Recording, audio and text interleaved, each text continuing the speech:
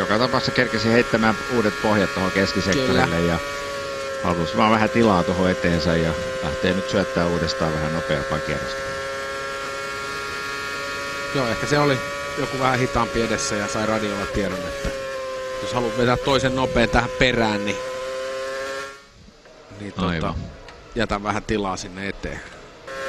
Joskus se testeissä Barcelonassakin on useampaa kertaa nähnyt, kuinka kuskit vetää liinat kiinni juuri ennen tuota virallista aikamittauspistettä niin kuin päivän aikana siinä pääsuoralla.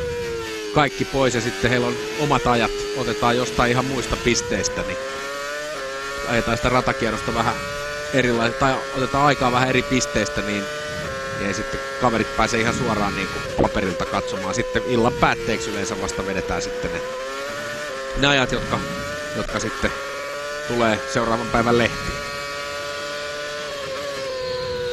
77 000 menossa ole Robert Kubican ajan nyt. Fernando Alonso hiukan jää tuossa keskisektorilla. Nyt siinä on vähän ohjelmaa. Niin on vähän ohjelmaa nyt.